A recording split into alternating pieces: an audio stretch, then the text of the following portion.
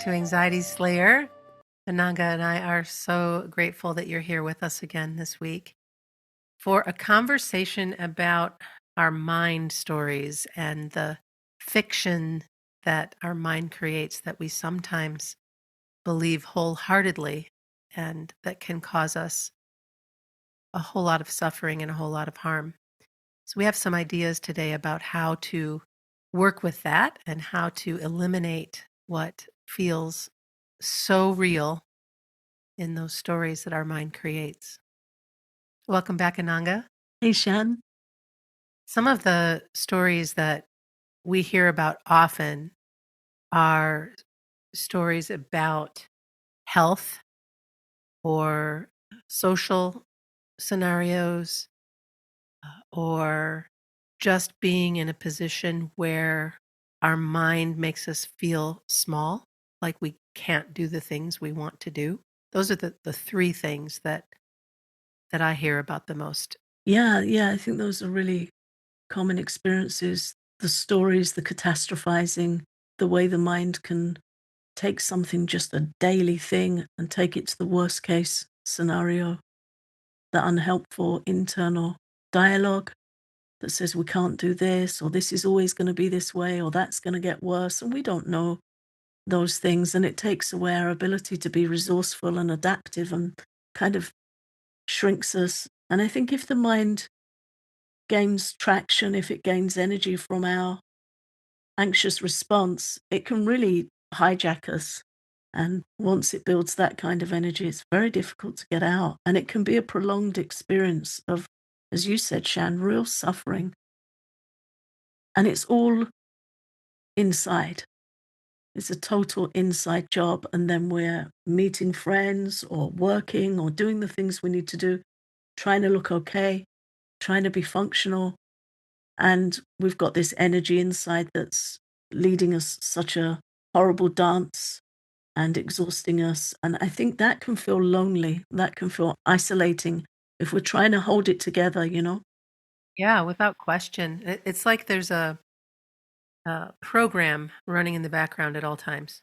Yeah. And then to be in that space of just wanting so much to release it and to be, air quotes, normal again is takes its toll sometimes. And this is why you'll often hear us talk about the importance of removing yourself from negativity, negative headlines, negative people, and places where we know might not serve us well. There are some times, for instance, that it makes zero sense for me to put myself in a big box store. There's a Costco near us that has these big ceiling fans, and the way that the light works with the fans will sometimes um, mess with my brain, with my eyes. There's a flickering. So if I'm not doing well, uh, I can't go there. I can't shop there because that could trigger a migraine. It could trigger a panic attack. Which might sound silly, but I promise you it's not silly. But it's part of the story I tell myself about those fans in that light, right? Because how many times do I shop there and it's not a problem at all? But if I fixate on it, if I fixate on what my mind tells me, I think also we have fluctuating resilience as well, and that's okay. There's times when we can handle those things and times where we can't. I can't take too much sensory input. It takes all the energy out of my body. Lights, music, other conversations. My mind hears everything at the same level. It's very hard for me to prioritize incoming sensory information. Sometimes we have the bandwidth where we can cope with stuff, and sometimes we don't. And I think this is where journaling is so important and self compassion is so important because what can we do? If that's how it is, that's how it is. If our mind needs support, better to give the support than to have another dialogue where we compare ourselves to other people who apparently cope better, but we don't really know that because other people probably think we're coping okay because everyone's doing their best to look normal. we are all doing our best, and there's so much going on behind the scenes that we don't know for every being on this planet, which is it brings me back to why it's so incredibly important to be kind and generous and open-hearted whenever possible because you just don't know what somebody else is going through. And when our mind is really out of sorts and creating these stories about uh, something happening with your health or a visit to the doctor, and you already are uncomfortable being scrutinized, or you've got a social event to go to that you're both excited and completely exhausted by before you even walk in. That kind of where your mind will feed, and it's so incredibly important to come back and say, okay, yes, I know there's a part of me that is struggling with needing to go and have my physical. But also, I have to remember that this person, this doctor, this nurse, this practitioner is doing this because they care for people and want to help people. I'll journal about it. I'll talk to you about it. I get through it. And usually, when I'm on the other side of it, I'm so grateful for the kindness I was shown, that my mind had created this minefield, and the actual experience was as lovely as it possibly could be. Yeah, I think that's really important to remember the intention of the practitioner we're seeing. Their intention is to help and to offer support. And I think if we can get that in our minds and hold that, that really helps. And the same with social events. If you have something that is coming up and you need to be there, and a part of you really wants to be there, and a part of you doesn't, that's where you can go back and revisit the experiences that you've had that have worked out just fine. When you can give yourself boundaries, you know what? I am going to go and I'm going to leave early so I give myself extra time to arrive.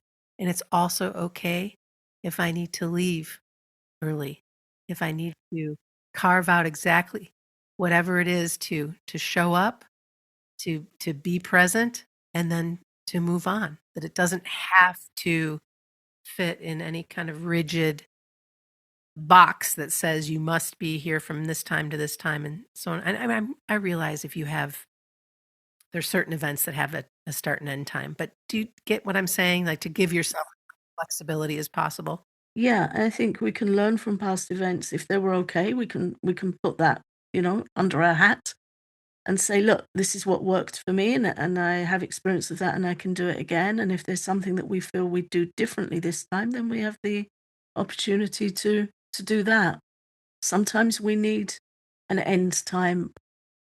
There's an author I very much like, and she said about an event she was going to, and she said at the bottom of the invitation, it said coaches at 10. I think it's quite an English thing.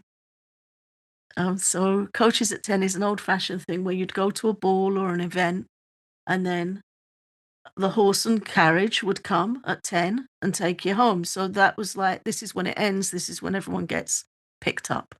Oh, I love that. So it's an old-fashioned saying, "This is when the event ends and you need to get your ride and everyone's gonna leave at this time." And she said, "I felt so much more able to go to that event because it said coaches at 10. I knew what was expected. It wasn't just gonna go on and on.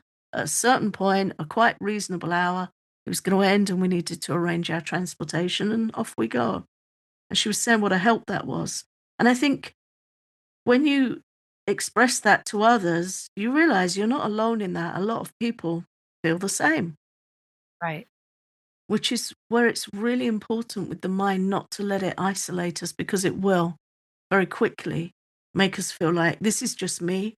What's wrong with me? And it's very easy for us to do this negative internal maths where we just start adding, I don't cope well with this. What's wrong with me? I struggle with that. What's wrong with me now? And we start adding stuff up. But when you talk to other people, you'll be surprised. The wackiest sounding things are quite relatable to many people that we might talk to. So it's really helpful not to isolate ourselves.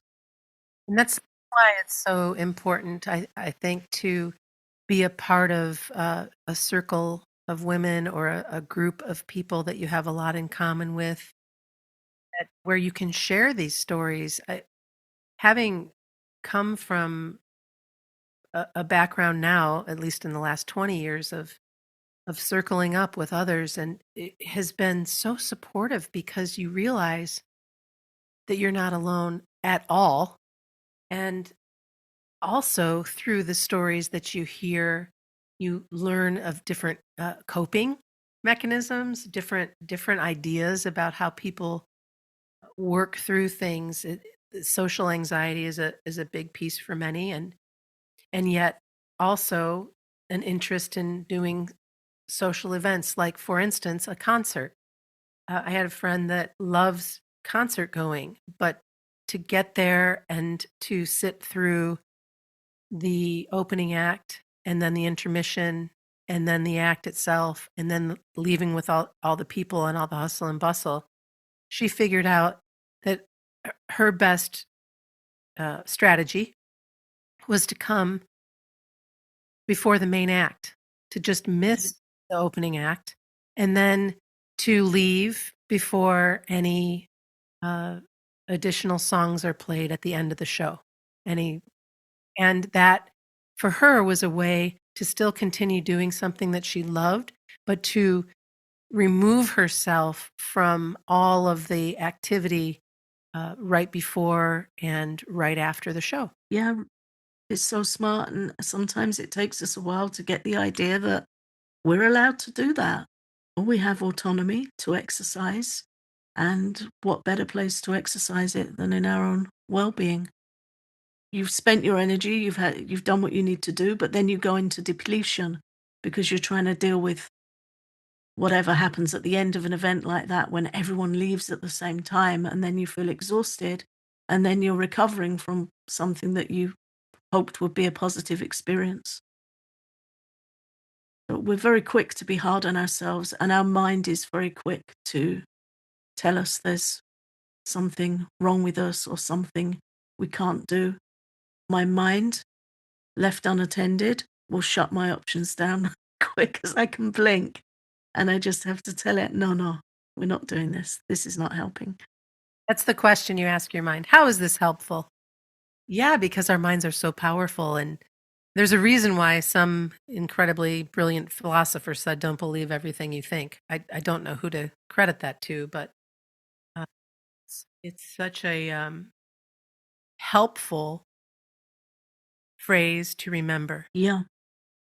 And that brings me to neutrality, something I've learned that really is so helpful in my daily life is to be as neutral as possible in terms of talking about not believing everything the mind thinks, to respond neutrally. For example, if the mind, just throws up something like, I think you're getting sick, or I think this is going to be a problem, or what if that happens? If we argue with it, it raises the energy. If we get scared of it, it raises the energy, and then the anxiety kicks in, and then it's kind of got us, really. And then we're trying to reason with it, and we go into this thing of bargaining or on a bad day researching or whatever we might do. But if we can just say to the mind when it does that, because often it's just throwing a wild card out and the mind will do that, particularly if we're tired or not well or stressed, it will do it more. And if we can just say, maybe, maybe, maybe not, or we'll see. You know how you would with a child that's got a kind of an unreasonable demand, but instead of shutting them down and saying no or feeling that you need to negotiate, just come back with something neutral, maybe. I find that really helps with my mind to be as neutral as possible because any energy either way, negotiating, worrying, heightens it and it feeds it. And it's as if it's got our attention and it will just keep coming back and playing that card. And then it will play others to support it. Yeah. That's why I like the internal dialogue of interesting point of view. You have that point of view. And it does make me laugh every time I say it because I can get hooked so easily. That that Shempa, that Pema Chodron talks about, that hook, Yeah. and and to be able to just lift the energy a little bit.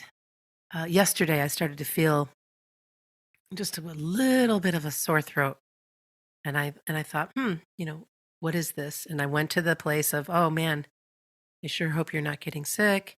You did a whole bunch of blah, blah, blah, blah, blah, blah. And I just stopped and I said, you know what? I'm going to have some vitamin C and some zinc, and I'm going to have an apple and um, look after myself and make sure I stay hydrated and do what I know to do. And I'm either going to be all right or I might not. I might have a cold or something might come up, but that's it. And I was able to leave it. There are other times that something like that comes up and I haven't been able to leave it. And it stayed with me because I listened to my mind. Yeah. I mean, during COVID times, it affected us in such a big way for all of us to be like, am I okay? Yeah. I wonder if many of us take those kind of symptoms more seriously now since COVID. Or it may have brought some kind of hypervigilance or feel like a more serious thing than just a bug that you can pick up. But yeah, to respond with care and as neutral as possible really helps. And then also to watch our words. I know we talk about this a lot, but I think it's helpful for us to remind ourselves and remind each other that our mind can lean heavily into a negative bias, especially if we're out of balance. And it will lean into negative outcomes, worst case scenarios. It might start running a dialogue that makes everything feel more anxious and more difficult. It's so sneaky that it gets in before we've realized. So the sooner we can realize, the better. And that really does start with watching our words. If our mind's goading us or it's making a negative prediction, there is a higher part of us, our intelligence, according to Ayurveda, sits above our mind. And the more we can strengthen that, so it can say, hey, this is not helpful. And also to really be very clear that we're not our minds. The mind isn't in control. It thinks it is, and it's very influential, but we're not our minds. And that's where NLP and EFT tapping come in so beautifully. Even if you can catch yourself with even though I think that's the final straw, I love and accept myself. Even though I've made this mistake, or even though I spilled a bunch of water all over the kitchen floor the other day because I wasn't being present. And rather than get upset with myself or whatever, I'm going to clean it up. It's silly, and I'm not going to admonish myself for it, right? But there was a time when I would. But these phrases of self love and of honoring and saying, oh, okay, I'm a witness to what just happened because it happened to me, but I'm not going to let my mind turn it into something greater. I'm just simply not. So I'm going to tap, or I'm going to repeat these statements about even though X happened, I love and accept myself again and again, or that interesting point of view, or how is that helpful? Or, sometimes when I'm feeling super snarky, I'll just be like, sit your ass down and shut up. I've had, that's not happening today. And it's amazing how that works too. Yeah, I remember the first time I learned that with my mind. I was in bed. It was the middle of the night, and my mind was on something, and it was becoming fearful. And I saw myself sitting there with like my hands over my head, suffering. And then a part of me just said, "Shut up, just stop," and it stopped. And that's when I realized, oh, there's a part of me that has control over this. It was very quick to try and start again, but something in that relationship had changed because I realized if you just tell your mind, just pack it in, it will give over enough for us to do something else that's helpful. One of my favorite monks that I like to read says that the mind is a crafty ventriloquist. And he also says it's supposed to be the doorkeeper that protects who gets into the club, but often it ends up as your barkeep. Yeah, right? So just knowing that helps. Like, no, you've changed your role, and I'm not I'm not following where you're going with this. It's it's a good practice to have some humor, to observe, just to know that we can change things. It's not always easy, but we can. We have some area of influence. So we've talked about the stories our mind creates. We've talked about how we have fluctuating resilience in those times when our mind wants to direct us with either health anxiety or social anxiety or the ways that our mind can keep us small. And I think we've really come back with some good suggestions on how to combat that, how to, again, ask that mind to run amok to just sit down because we know what to do. Take a seat. And that's another thing, just before we part ways today, another teaching that's really helped me is to, when my mind kicks in with an anxiety, especially if it's a health anxiety, there's certain times and cues where it will try that one. And my response is, I'm just doing this. Whatever it is, I'm just brushing my teeth. I'm just here to wash my hands. I'm just on my way to water the plants. I'm making something to eat, to just stay with what I'm doing and not allow my mind to pull me into something else. Just the facts of what I'm doing right now. And if you keep doing it, it tries it less and it has less power. But if we give in, then it gains energy and that can take a while to settle. So to just, yeah, I'm just doing this.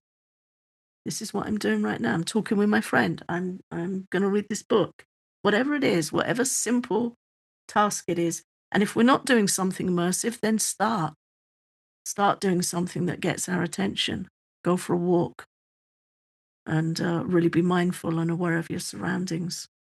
Do something that always, draw a picture, something that always pulls your attention in, listen to an audiobook, whatever it is that catches your attention and puts you in a present but relaxed state. Start doing that and just tell your mind, I'm just doing this right now. And that's it. It's not open to negotiation. Love that. Thanks, Ananga. I'm grateful we had this conversation today, and thank you to all of our listeners. We appreciate you coming back and listening, and we hope this episode has been helpful for you. And as always, if you'd like to support our Patreon, you're welcome to do so at patreon.com/anxietyslayer. Thanks for listening. We'll see you soon.